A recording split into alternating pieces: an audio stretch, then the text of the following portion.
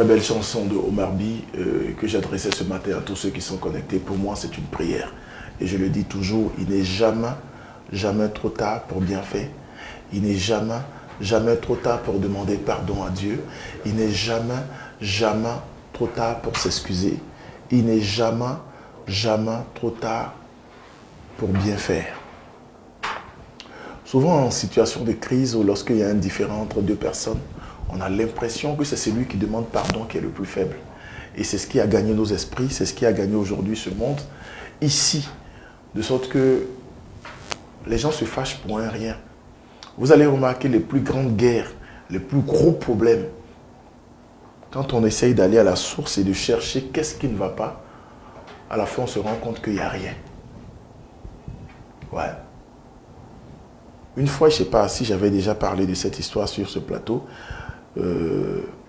un bon ami avec qui on a passé de très bons moments, plus de 3-4 ans. On se retrouve dans un... ça fait qu'on a gardé les distances, ça fait un bon moment et on se retrouve dans une soirée. Je suis à une table, l'ami aussi à une autre table. On se regardait de loin. Qui va se lever pour aller saluer son prochain le premier? On a cette histoire, cette petite fierté en nous qui fait que celui qui se lève, on se dit généralement que c'est le plus petit. Celui qui se lève, c'est le plus faible. Oh, le gars là, il me regarde de loin, il pense que je vais me lever pour le saluer. On le regarde. L'autre aussi regarde de loin et dit, oh, il pense que moi aussi je vais me lever. Et on est là, on se regarde de loin. Alors qu'il n'y a rien, hein. On s'est séparés en bon terme il y a de cela 2 ou 3 ans, il n'y avait même pas eu un problème. Et on reste là comme ça, sans se saluer. Et ça passe. Chacun rentre chez lui, chacun commence à se faire ses idées, à chercher. On ne cherche pas qu'est-ce qui a marché, hein. Ou bien on ne s'appelle pas pour voir si on a le numéro 1. Chacun commence à cultiver, mais lui là, il se prend pour qui? Qu'est-ce qui n'a pas marché? Qu'est-ce qui n'a pas marché? Et par coïncidence, on se retrouve à l'aéroport.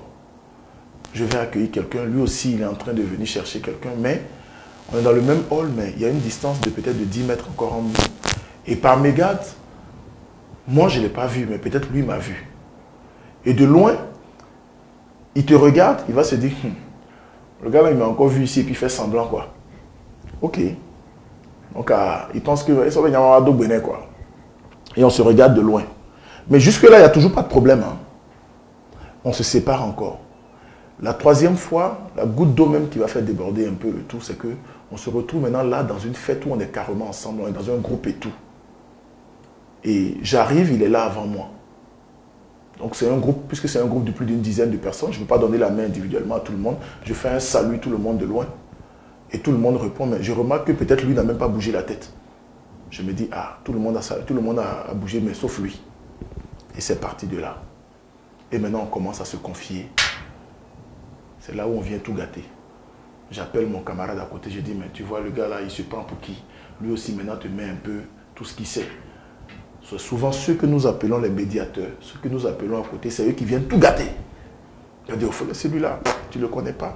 C'est comme ça, il est. Depuis qu'il est rentré là, il pense que quoi? Il pense qu'il nourrit les gens ici. Il se prend pour... Et ça part en vrac. Jusqu'à ce qu'on garde une distance, on cultive nous-mêmes des idées. On est là, on fait 2-3 ans. Mais un jour, un grand frère nous rassemble quelque part dans une soirée et dit, mais apparemment, vous avez un problème, vous deux. Qu'est-ce qui ne va pas? Et c'est là que vous vous rendez compte qu'il n'y a pas de problème parce qu'en réalité, il n'y a rien. Chacun ne sait même pas ce qu'il reproche à son prochain. Vanessa, bonjour. Bonjour Kevin. Bonjour à tous les fidèles branchés. Non mais tu as tellement raison Kevin. Nous avons, je crois que nous avons beaucoup de temps à perdre sur des choses inutiles. Quelqu'un que tu vois de loin, tu as remarqué la personne ne s'approche pas de toi. Si toi, tu es dans la possibilité de t'approcher de la personne, approche-toi de la personne. Maintenant, si je m'approche et que je te salue et que tu ne me réponds pas ou que tu fais des manières, là, je comprendrai qu'on a un problème ou qu'en tout cas, toi, tu as un problème avec moi. Là, je vais chercher à savoir. Mais rester aussi dans mon coin. Et on dit en mina à même Au moins, toi, essaie de faire le pas. Comme ça, demain, quand quelqu'un voudra parler de cette histoire, toi, tu diras, moi, j'ai fait ma part, moi, je me suis approché. C'est plutôt cette personne qui a un problème avec moi. Mais on est là à nourrir des rancœurs inutiles, des histoires qui n'existent même pas. franchement, il n'y a pas le temps pour tout ça, quoi. La vie est tellement courte. Oui, on n'a Aujourd'hui, vraiment pas le temps pour tout ça. Aujourd'hui, je le disais dans mon introduction, au même moment où quelqu'un est en train de chercher des millions, il y a quelqu'un à côté qui fait juste la tontine pour avoir 3000 francs en 3 mois ou 4 mois. Exactement, exactement. Nous avons, on n'est pas pareil, comme on le dit, les 5 doigts ne se ressemblent pas.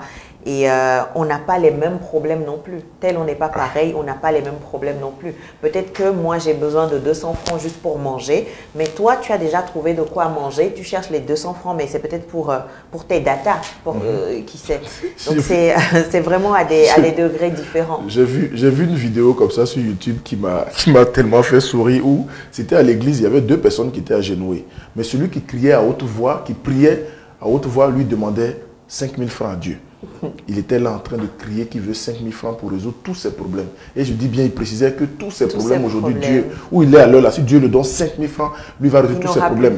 Donc il y avait une autre personne qui était agenouillée à côté de lui, mais cette personne était tellement silencieuse, elle ne parlait pas, elle baissait la tête, était en train de prier. Et je crois que cette personne qui était à côté avait lui plutôt un conteneur de combien de millions qui était bloqué au port et avait besoin de trouver une solution. Donc il était là en train de chercher des millions.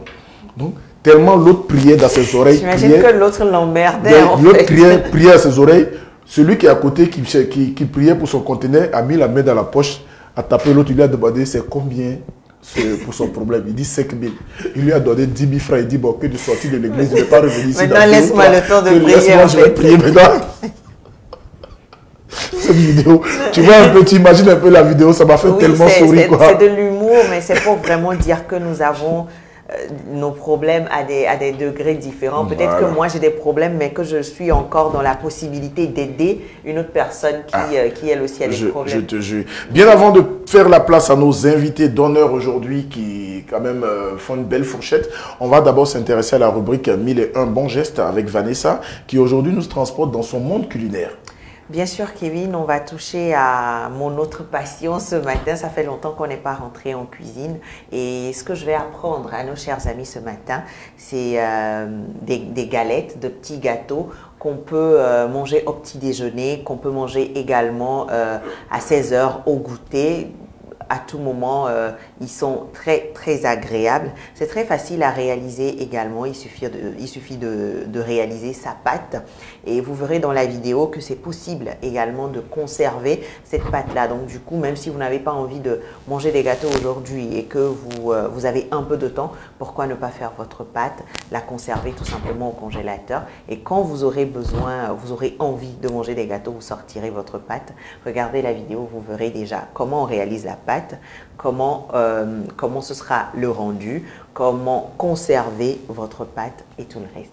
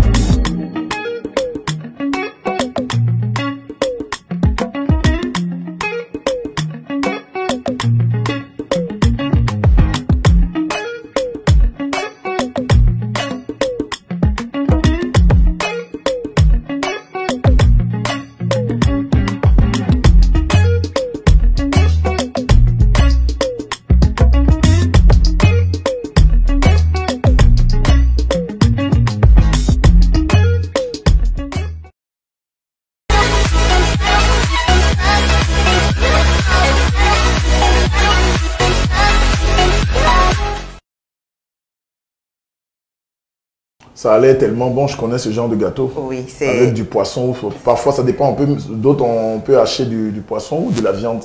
Oui, voilà, ça dépend, tu peux utiliser tout ce que tu veux, veux comme je l'ai même précisé dans la vidéo. Moi, j'utilise des sardines parfois. Enfin, moi, j'utilise tout ce que j'ai sous la main. Okay. Même si j'ai que de la sauce tomate sous la main, j'en utilise. Utilisez vraiment, laissez libre cours à votre imagination. Utilisez tout ce que vous voulez pour faire la farce. Et vous avez remarqué, les ingrédients utilisés sont assez accessibles, en tout cas à tout le monde. Donc, vous pouvez réaliser ces petits gâteaux vraiment à petit prix chez vous.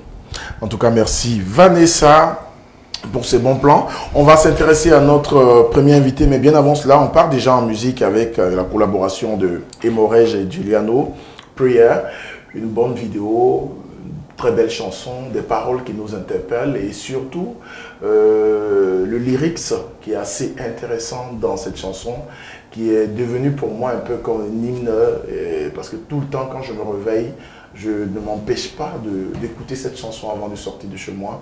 C'est pour moi une façon de dire merci à Dieu pour tout ce qu'il fait. N'oubliez pas de partager ce direct. N'oubliez pas aussi de mettre des cœurs, de liker, parce que notre premier invité nous rejoint juste après cette chanson.